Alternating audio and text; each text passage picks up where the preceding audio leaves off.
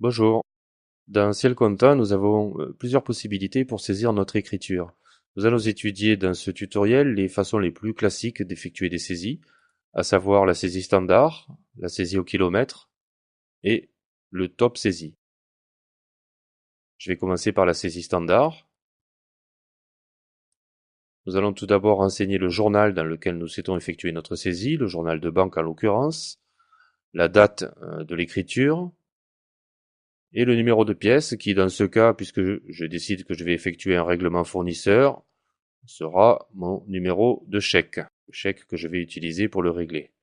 Le libellé s'est mis à jour automatiquement, mais je peux tout à fait bien sûr le modifier. Je vais maintenant passer sur les écritures, sur les lignes d'écriture proprement dites. Je vais tout d'abord choisir le compte de mon fournisseur, le montant que je vais lui régler et éventuellement une date d'échéance si je souhaite gérer des échéanciers.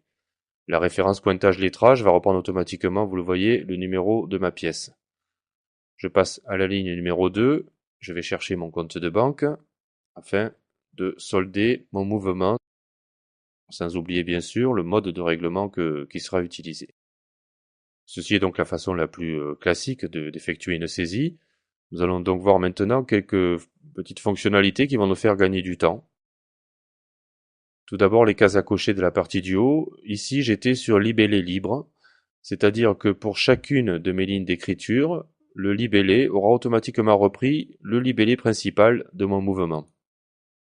Ceci peut être très utile, mais je peux également décider de faire différemment en cliquant sur libellé égale intitulé du compte.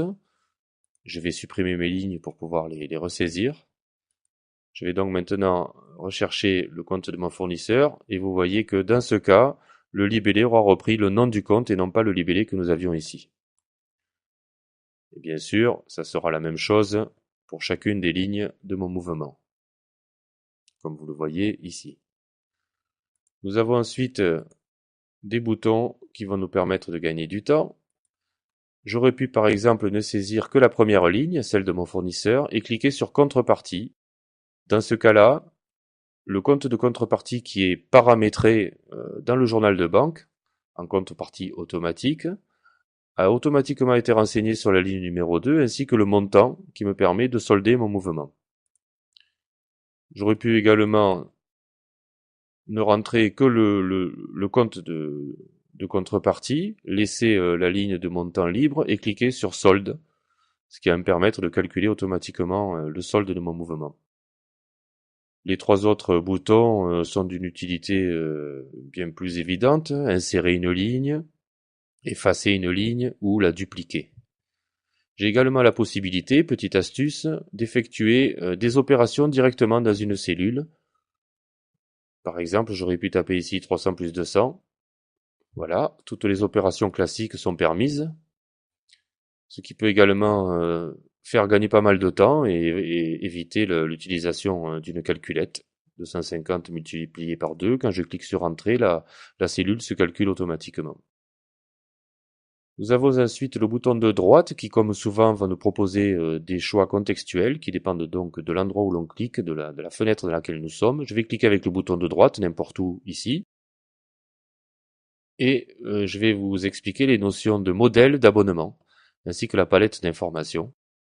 Les modèles vont me permettre de gagner beaucoup de temps dans le cas d'écriture récurrente. Par exemple, si j'étais en train de saisir une écriture de charge, donc qui revient tous les mois ou tous les trimestres, je pourrais transformer cette écriture en modèle, de façon par la suite à pouvoir effectuer des saisies à partir de ce modèle-là et ainsi avoir une fenêtre déjà pré-remplie avec les comptes que j'aurais renseignés dans mon modèle.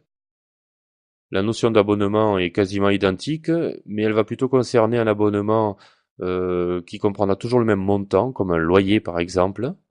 Dans ce cas-là, les abonnements seront indiqués à l'ouverture du logiciel. Nous aurons une fenêtre qui va nous prévenir des abonnements qui arrivent à échéance et nous pourrons en 2 clics les enregistrer de façon quasi automatique.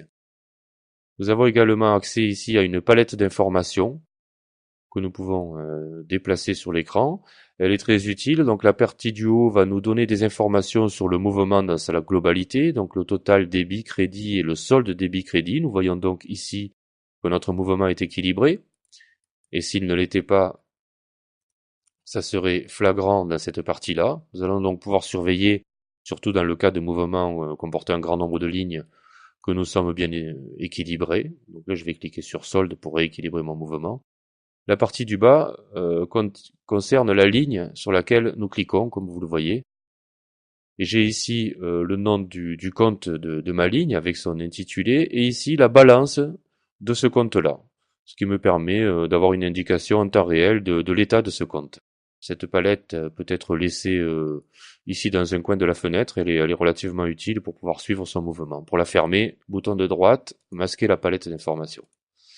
Je vais ensuite pouvoir enregistrer mon écriture en brouillard, en validation ou en simulation. Je vous montre maintenant la saisie au kilomètre, qui est quasiment identique à la saisie standard, à ceci près que sur chaque ligne, sur chacune des lignes, nous allons pouvoir renseigner une date d'écriture différente. Donc dans un mouvement au kilomètre, nous allons donc pouvoir rentrer plusieurs écritures à des dates différentes, pour peu en tout cas que celles-ci soient comprises dans le même mois. À ce détail près, la saisie au kilomètre se comporte de la même façon que la saisie standard. Pour terminer, nous avons le top saisie. Le top saisie est un assistant qui va nous permettre d'avoir un travail pré-mâché par le logiciel. Je vais d'abord choisir le type d'écriture que je veux saisir, et le logiciel va choisir automatiquement le journal. Le type d'achat que je souhaite effectuer, ce qui va permettre au logiciel de choisir un numéro de compte par défaut, et le taux de TVA que je désire utiliser.